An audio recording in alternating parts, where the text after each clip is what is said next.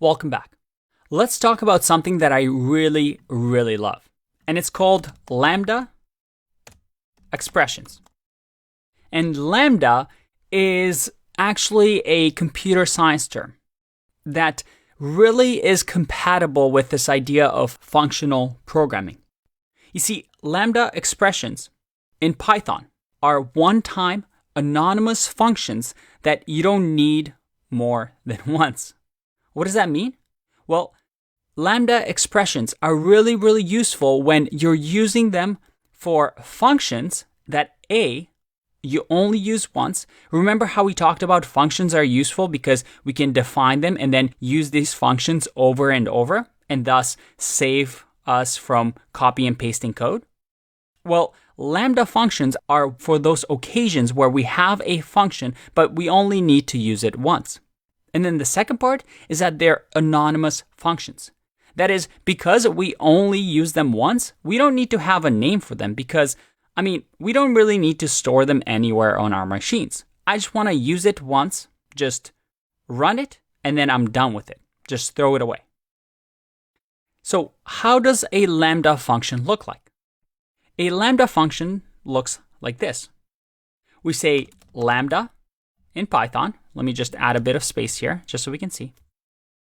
We say Lambda, and you can see that it's highlighted blue.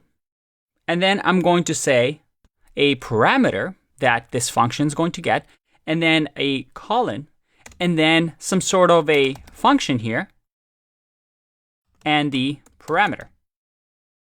Or instead of function, it'll be some sort of a manipulation that we do. So let's say action that we want to take on a parameter.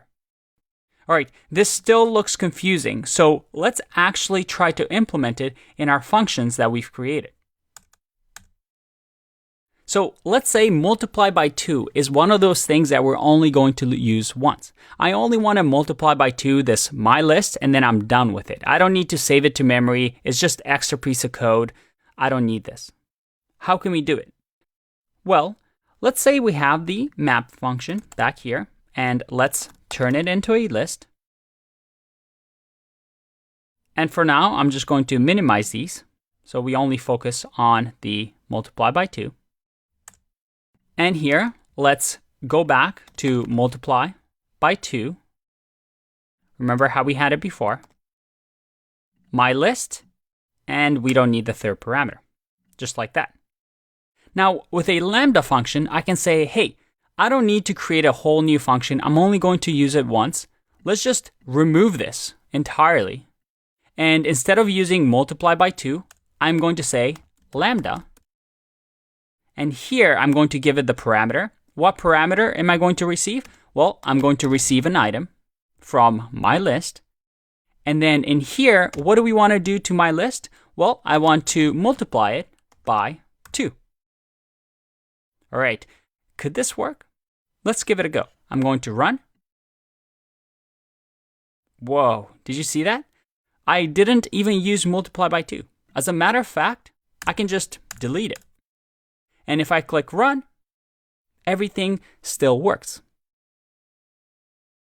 Now, why is this? Remember, Lambda expressions are one-time anonymous functions. There's no name attached to this function. This is the function right here that you don't need to run more than once. So once the interpreter runs this line of code, it doesn't remember this. It just forgets about it, but it performs the action for us. In our case, we're saying, hey, I want to create a Lambda expression. I'm going to take an item from my list, and then I'm going to multiply that item times 2, and this automatically returns it. Again, the order that we do is Lambda, then we give it the param, colon, and then the action we want to take. In our case, it'll be param and whatever action we want to do, like so. In our case, item times 2, and this automatically returns. How cool is that? This is a really nice feature of Python to keep your code really nice and clean and not clutter with all these functions. And other languages might not have lambdas, but they are sometimes called anonymous functions. Again, something that we've discussed why they're anonymous. They're just like normal functions and even behave like them, but we only use them once and they don't have a name. But you can see here that it makes things a little bit cleaner. What if we try to do filter now with a lambda function? Well, if you want, you can pause the video and try yourself, but it should be fairly easy, right? If I do filter, I can do lambda, item, and then item. We'll just copy this. So the action that we want to take on the item is this. And if I run it, again, it works. How nice is that? No longer need this function either. Very, very nice. What about reduce? Can we use reduce with lambda? Sure, why not? Let's say here, we'll say reduce. We're going to remove the list from here because we're just producing a single value. I'm going to say lambda item. Remember, reduce accepts two parameters, the accumulator and then the item. So I can just give it two parameters like this and then say, what do we want to do? Well, I just want to add accumulator with the item. So if I do my list here like this and I click run, check that out. That works as well. How cool is that? Again, we no longer need the accumulator, and now we just have one-line functions that I can just run and immediately reduce the list. Very, very cool. We're going to be exploring lambdas a little bit more, especially in the comprehensions part of the course. So if you're still not 100% on them, don't worry. We'll have more use cases and why they're useful later on in the course.